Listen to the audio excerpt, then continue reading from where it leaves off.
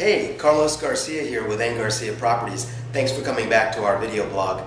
Just wanted to talk a little bit about competing in a competitive market. As a buyer these days, especially here in Washington, D.C., where the tables are turning and sellers have more and more leverage and inventory is low, it's very, very important to know how to compete to win in multiple offer situations. And it's really important when you really love the property, of course. So that's one of the first things that I talk to my clients about when thinking about competing, is really determining how badly they want the property, how important it is to the client to end up with the property in question. Because sometimes the fact is, it's not that important and the client feels, you know what, I could take it or leave it, or I could move on, I wouldn't be crushed if I didn't get this property. There are some cases, however, where you really love a property and you want to know what will it take, within reason, to win. So first of all, that's the attitude you've got to have. It's about winning. If that's the outcome you want, then, well, that's the only outcome you want. And so you have to figure out how to win in a competitive situation. One of the things that we talk about is thinking about the internal environment and the external environment. The external environment is what's been going down in the marketplace, what's a reasonable price to pay, what perhaps is a premium worth paying on a property based on what's happening in the marketplace. The internal environment, well, there are really two internal environments. One is the environment as according to the seller. What's the seller's motivation? Of course, the other I sort of alluded to earlier, which is the environment according to the buyer. What are they feeling? How important is it to the buyer to get the particular property in question? Maybe at that moment, based on other things also going on in one's life. Sometimes, if I could just get this property search concluded in this month, it would really make my year because of other things I've got going on in my personal and professional life. As to the environment from the seller's perspective, well, that's where a real good realtor can help you sort of get a leg up on the competition. One of the things that I do is I have frequent small communications with the listing agent.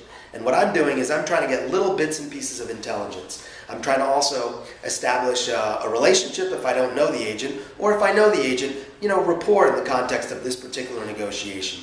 Day by day, over a course of days, if I know there's a deadline, I'm going to be checking in with that agent. Maybe wearing that agent down a little bit, maybe getting through, maybe appealing to that agent as someone who's earnest, hardworking, asking the right questions, and will be a good person with whom to be under contract. I want them to think that about my clients, and I want them to think that about our enterprise as we look to engage with the seller.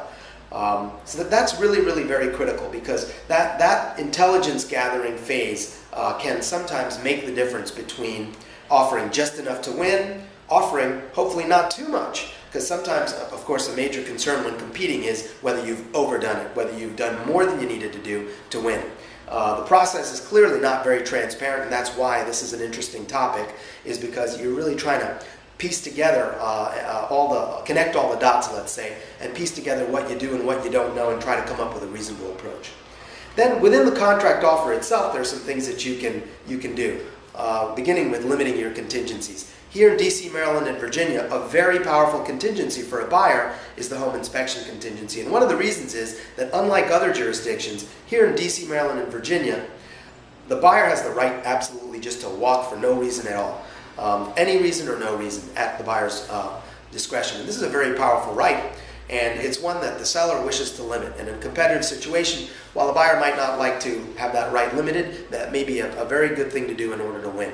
And one way to do it is to be able to walk in knowing the property very well, with eyes wide open, having inspected it before making an offer. So a pre-offer inspection is it's a really good move, because you can perhaps then enter the offer stage with no contingency, having inspected the property and knowing full well, its shortcomings, because no property is perfect. It will have some problems, and if you're willing to accept them and move forward and say, you know what, I'm not going to make an issue out of any of them, well, that can give a seller a lot of peace of mind. But that's a really big move for a buyer to do. I mean, you've got to spend time and money on a property. You might spend 3-4 hours at the property. You might spend $500 or $800 on the inspection without even knowing if you have a contract. On the one hand, that's a big risk to take. On the other, it's a real sign of your love for the property. And every wise seller knows that it's not just dollars and cents, but also how badly a person wants the property, so that you can know that the person who you're going to sell the property to, with whom you're going to be under contract, is actually going to hang in there, and if there are bumps along the way, overcome them, see it through to closing. That's a very important part of the psyche of a seller, is that the buyer truly wants it and that they can ascertain that. Well, what better way to indicate your love for a property than to go out there on a limb, spend time and money investigating it without even knowing that you've got a contract. It's a very, very powerful way to compete, and probably one of the most powerful ways in this context right now. Of course, amping up your down payment, if that's possible, is another way to do it. And you know, once again, sort of returning back to the intel that you've been collecting along the way, understanding what are the hot buttons that you might want to push that might really resonate for the seller. There could be timing issues. The seller could be looking for a home to purchase of his or her own after the sale, perhaps providing some flexibility with regard to timing, or a rent back where you agree to rent the property back to the seller so that the seller can have a period of time within which to look for a home to purchase already with the funds from the closing from when they sold the house to you.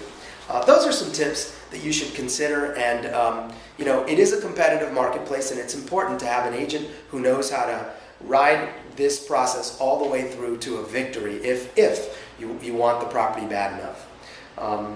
That's pretty much the highlights that I've got to offer when it comes to competing in this competitive marketplace. I'd like you to check out the article below for some more details and information, and please feel free to contact us. We're at info@enggarcia.com or 202-290-1313. 290-1313. Once again, thanks for visiting our video blog. Cheers.